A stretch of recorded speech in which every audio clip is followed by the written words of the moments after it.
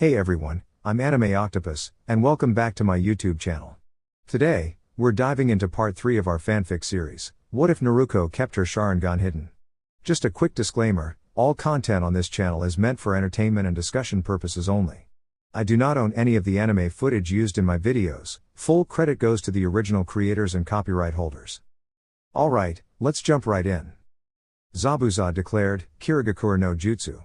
A dense mist enveloped Team 7 and Anko, obscuring their vision, but the same affected Zabuza as well. Sakura, Tokiko, Anko, stay and protect Tazuna.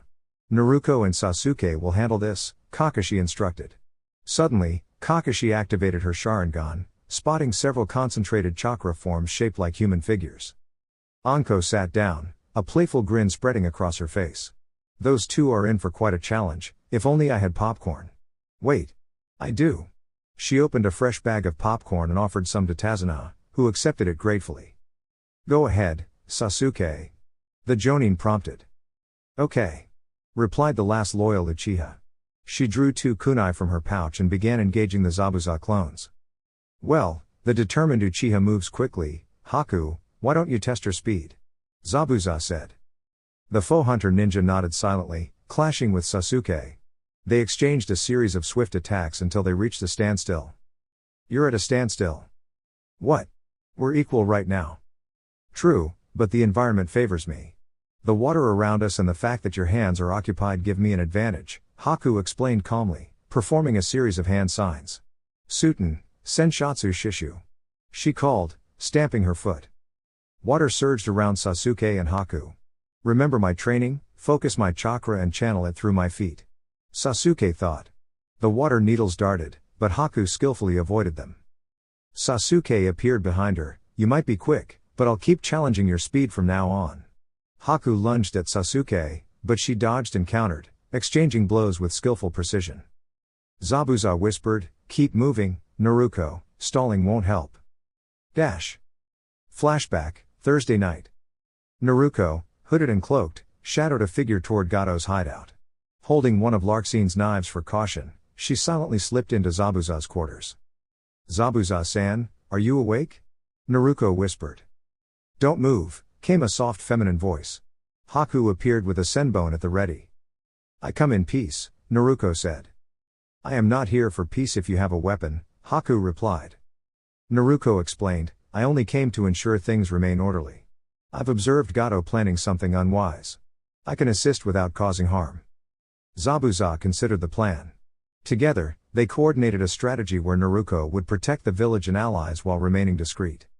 Back in the present, Haku nodded at Zabuza's command and performed a unique hand sign. Hyotan, Makyo Hyoshu. Ice mirror sprang up around Sasuke, who muttered, I'll manage. She unleashed a fire-style technique, but the mirrors, infused with Haku's chakra, remained mostly intact. Kakashi needs support, Naruko thought. She leapt into action, skillfully disrupting Haku's defenses. Meanwhile, in Wave, Naruko scaled a window, arriving at the house where Inari and Tsunami were struggling with Gato's bodyguards. Leave my mother alone, Inari shouted. Naruko intervened, using her ninja skills to subdue the intruders without causing lasting harm. Thank you, Naruko, Tsunami said, blushing slightly. Inari hugged her mother tightly. Stay inside until I give the code word, Keiza, Naruko instructed. The two nodded. Naruko then focused on the bridge, tracking Tokiko's chakra. Back in the mist, Kakashi struggled against Zabuza's tactics, and Sasuke's attacks were partially ineffective due to Haku's agility and the environment. Sakura's concern grew, we must help Sasuke-kun. Anko smirked, seems like Sasuke has the situation under control, for now. Naruko intervened, moving with precision to assist her teammates. Using clever strategies, she ensured Sasuke and Kakashi were supported while Haku and Zabuza maintained the illusion of a formidable challenge. Later, Naruko consolidated her efforts to protect the village while ensuring Gato's mischief was addressed. She secured agreements and ensured the villagers' safety. Tazuna smiled at her, thank you, Naruko. You're always welcome in Wave. I'll return soon, Naruko replied. She handed Inari a wooden training weapon, advising her to practice responsibly. With a carefully planned strategy, Naruko established the foundations of what would become the village hidden in the twilight, setting the stage for future growth and safeguarding those under her care, all while maintaining a clever, stealthy approach that ensured no unnecessary harm came to anyone. Sasuke continued to grow stronger under Kakashi's private guidance, refining his Sharingan with the help of his mother. She became increasingly eager to challenge powerful opponents like Naruko, though most of her missions kept her busy with more routine tasks. As for Naruko, the Jinchuriki had honed her ninjutsu to remarkable levels and discovered that, in moments of intense emotion such as frustration or determination, she could release Tomomi's chakra, lifting certain limits of her abilities. When she drew more chakra, her appearance would take on unique, fox-like traits and a radiant aura she called the Demon Fox's Cloak. She could maintain this form for only a limited time, under the careful supervision of Anko Mitarashi. The two of them grew close after completing their 14th C-rank mission together. Flashback. Okay, Naruko, your next C-rank mission is to locate the Cross Bandits group. They have taken several townsfolk and we need you to safely retrieve them, Sarutobi explained. How many are there, and who is coming with me? Naruko asked. About 70 to 100. Your only companion will be your mentor, Anko Mitarashi, Sarutobi replied. Naruko nodded. Anko, true to her vibrant personality, made an energetic entrance, immediately putting everyone at ease with her confidence. As they traveled through the forest, Anko asked, Naruko, are you excited to be out of the village for a while? Definitely. It's refreshing to experience the world beyond the village, Naruko responded, smiling. They shared a quiet camaraderie, discussing their past experiences and the challenges they faced, all while moving steadily toward the bandit camp. Upon reaching the camp, Naruko and Anko observed from a safe distance. Looks like there are around 70 or 80 bandits, Naruko whispered. We'll need to be careful and precise. The two coordinated seamlessly, using strategy and teamwork to disarm traps, neutralize obstacles, and secure the area without harm. Naruko's clones created diversions while she and Anko worked together to ensure everyone's safety. In the end, all the townsfolk were reunited and safe, and the mission concluded with gratitude and relief. Flashback ends. Back in the village, Naruko encountered a boy from Sunagakure holding a younger child. Quickly assessing the situation, Naruko intervened calmly, encouraging cooperation and resolving the conflict without harm. The boy apologized, and Naruko facilitated understanding between the two sides, demonstrating her growing maturity and leadership. Later, Naruko prepared for the Chunin exams.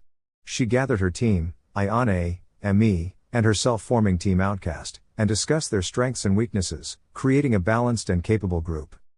During the exams, they demonstrated their skills and teamwork, overcoming obstacles with intelligence, discipline, and mutual support. Naruko's calm confidence, combined with her team's abilities, allowed them to navigate complex challenges and earn the respect of both peers and mentors. Everyone was impressed by Naruko's report, and Kiba whistled, "Wow, you've been working hard, but why do you only have 4D rank missions?" I wasn't compensated for them, so it was reasonable for me to acquire jutsu at that level as part of my learning, Naruko explained confidently. Kabuto continued, Konoha, Kiri, Suna, Kuza, Ado, and Ame are participating in the exams. Each village has sent highly skilled ninja, like Ritaxan-san here. Suddenly, the door swung open, revealing a woman in a military uniform with a black trench coat and a Konoha headband, accompanied by a team of Chunin operatives. I am Iviki Morino, she announced with authority. You will all draw lots to determine your seating arrangements. Everyone will be seated separately. True to her word, Naruko found herself seated next to Hinata and a ninja from Suna. Do not turn over your tests until I instruct you, Iviki continued. First, listen carefully as I explain the rules. Each of you begins with 10 points. The test has 10 questions, each incorrect answer reduces your points by 1. This is a team-based test, and your team can earn up to 30 points in total. Sakura raised her hand, I don't understand why it's a team test. Iviki's voice remained firm but professional, questions will not be answered until I finish. The third rule, any attempt to bypass the rules or unfairly gain answers will result in point deductions. A proctor added, we are observing carefully. Iviki explained, be aware that mistakes affect your progress. As aspiring Chunin, maintain pride and diligence. Finally, if a team member fails to answer correctly or loses all points, the entire team may be affected. Sakura frowned, what does that mean? You will have 1 hour to complete the test, Iviki concluded. The Genin turned over their exams and began answering carefully. Naruko focused on the questions, using her own knowledge and the hints she could gather from teammates like Tomomi. She noticed Sasuke quietly observing a proctor's movements, possibly to strategize efficiently. She realized, perhaps the true challenge is learning to work cleverly without being caught. Teams used their unique skills, Hinata and Neji with their Byakugan, Gaara observing through his third eye, Tenten coordinating with Lee using mirrors, Kankuro using Karasu to discreetly pass information, and Ino sharing information via Shintenshin no Jutsu. Over the hour, some teams fell behind due to mistakes, while others progressed steadily. Ibiki finally addressed the group. Now we move to the final question, which carries special rules. Each team must decide whether to attempt it. Tamari asked, what happens if we decline? You will forfeit the opportunity for this test, and your points will reset to 0, Ibiki explained calmly. However, you may try again next year. One of the Chunin protested, that seems unfair. Ibiki replied firmly, these are the conditions. Only those willing to take calculated risks will advance. After a moment of hesitation, all remaining teams accepted the challenge. Ibiki observed the group, noting their confidence and determination. For those still participating, congratulations, you have passed, Ibiki announced. Sakura asked, what about the final question? The final question was your willingness to take the challenge itself, Ibiki replied with a small smile. The other questions tested your ability to collaborate, strategize, and think creatively under pressure. Those who failed to cooperate or over-relied on assistance did not succeed. Tamari looked puzzled, I still don't understand. The final question is a test of judgment, courage, and teamwork, Ibiki explained. These qualities are essential for a Chunin. Consider it a measure of your readiness to face challenges and persevere. Naruko smiled subtly, and to her surprise, Ibiki returned the gesture with respect. Suddenly, a banner appeared at the window, unveiling Anko Mitarashi, clad in her training attire. She saw Naruko holding a board with a large 10 displayed. I am Anko Mitarashi, proctor for the second phase of the Chunin exam, she announced. Follow me to Training Ground 44. This is the Forest of Trials, Anko continued. Emi whispered, it doesn't look too intimidating. Naruko chuckled, Sensei, maybe don't startle her too much. Anko smiled, I'll explain the rules clearly. Each team will sign a consent form acknowledging the challenge ahead. The forest contains 44 gates, a river, and a tower at the center. Teams will need to compete to obtain 2 special scrolls, Heaven and Earth. Half the teams will start with 1 scroll, and the other half with the other. To pass, your team must reach the tower with both scrolls. Sakura muttered, so some teams are bound to face extra difficulty. Anko nodded. The test lasts 5 days. Teams must manage their resources and work strategically. Ino exclaimed, 5 days? Choji asked, what about supplies? Anko explained, you will need to rely on planning, resourcefulness, and teamwork. Success requires careful judgment, collaboration, and perseverance. Naruko chuckled, just like Choji, always thinking about food. Anko said, you're on your own. The forest has plenty of resources, but you need to watch out for dangerous plants, insects, and unexpected obstacles. Plus, with 13 teams moving through, the path will be challenging. As the days progress, rest will be limited, and the distance to the goal grows longer. You might struggle not just with the exam, but with the overall difficulty of the course. She smiled, now let's go over the rules for disqualification. First, anyone who doesn't reach the tower within the 120-hour time limit. Second, if a team member becomes unable to continue, the team is disqualified. Quitting in the middle of the exam is not allowed, so only those ready for the challenge should participate. You'll spend 5 days in the forest, and the scroll must remain sealed until you reach the tower. Shikamaru asked, what happens if someone opens it early? Anko replied, why spoil the surprise? The Chunin exams are also about trust and responsibility. That's all. Exchange your 3 forms for your scroll, choose a gate, and get ready to begin. Naruko smirked, already signing the papers while Anko explained the rules. Anko added, a final piece of advice. Stay careful out there. Team Outcast was assigned Gate 78 and quickly passed through. Naruko activated her abilities to counter 2 unusual weapons. They were arrow guns, a hybrid of crossbows and laser-like projectile devices, wielded by Shikabar, known as the sharpshooter, who could manipulate space to direct projectiles freely. The 3 Chunin paused on a large branch. Ayane said, splitting up would be unwise. Staying together might attract attention, so we should move in a line. I'll take point with my Sharingan to spot any traps or illusions. Me, you're in the middle, and Naruko, you cover the rear. Me asked, Naruko? My real name. The higher-ups know it, but they called me Rutaxan to protect it. Only a few trusted people can use my true name safely, but I can share it with you, Me-san. I'll remember it. Naruko. I still don't understand why the villagers are so wary of you. Naruko glanced at Ayane and spoke slowly. The Kyubi no Kitsune was sealed within me on my birthday, October 10th, the same day as Namikaze's. It was never destroyed, it was sealed to protect the village and future generations. What? That seems impossible. Me stumbled slightly. It was a precaution, so I could live among others and have friends. The Baijuu are beings of pure chakra, very different from humans. Only newborns can safely host one with more than 6 tails. The 4th Hokage chose me as the host, so that is why I am feared. Ayane asked, does knowing this affect your willingness to cooperate, Me? We can back out if necessary. Me nodded, I'll think about it. This is a lot to process. Later, we have company approaching from Kusagakure. Team Outcast turned to see 2 girls and a boy, the girl in the middle clearly leading. Are you Rutaxan, the 13th ninja? The boy asked. Yes. Who wants to know? Naruko replied. I'm Doppo Asakura. The girl on the left said, I'm Michiko Himura. The girl in the middle introduced herself, I'm Shiwo Hitsuwa. Doppo wore a green shirt and blue pants, red hair and blue eyes. Shiwo had purple hair and an athletic build. Michiko had light green hair, gray eyes, and carried a double-bladed sword. I'll handle Michiko, Ayane said, while Naruko pulled out the earth scroll, spinning it deftly as she readied herself. Shiwo had a heaven scroll in hand. Take your targets, team, Naruko directed. Me, Doppo, Ayane, Michiko, I'll handle Shiwo.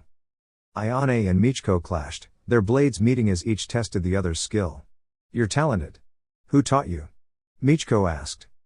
My sensei, Gekko Hayate. Our teachers were rivals back in the Chunin exams 12 years ago. Looks like we continue their rivalry, Michiko said. Meanwhile, Me and Doppo circled. Me blocked his attacks with precision, using her Wing Chun training to keep him off balance and eventually land a series of skillful moves that sent him tumbling back. Shiwo and Naruko engaged, circling cautiously. Shiwo hurled kunai, but Naruko used her arrow guns to deflect them. So you have a unique ability, Shiwo observed. No wonder you're called the 13th ninja. Correct. You're trying to gauge my skills, I assume, Naruko said calmly. Shiwo explained her village's motivations, and Naruko listened carefully, responding with thoughtful questions and remaining focused on the task at hand. After a brief exchange, Shiwo released a flare signaling the end of their encounter. We're done here. Let's head to the tower, she said. Ayane and Me regrouped with Naruko. Are you both alright? Naruko asked. A bit shaken, but fine. Why didn't they interfere more? Ayane asked. I offered to help resolve their leadership conflict. Shiwo's group is part of a faction opposing the Kusakage, so they let us pass. Me added, shouldn't the Hokage be informed? No, this requires discretion. The Hokage relies on diplomacy rather than force. I'll handle this carefully, Naruko said. At least did you get their scroll? Ayane asked.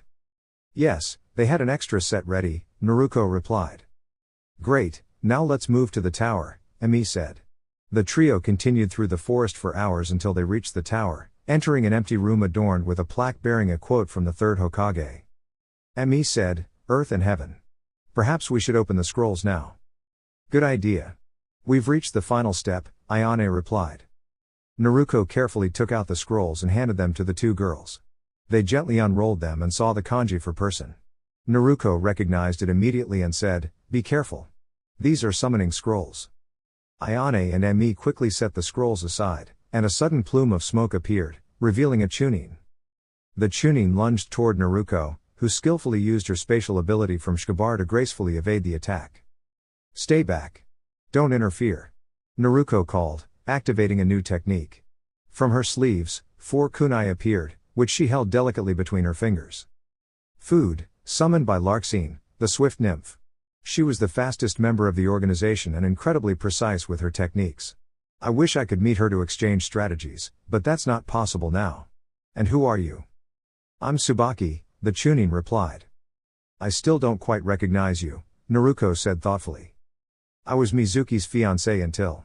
Well, circumstances changed, Tsubaki explained. Oh, right.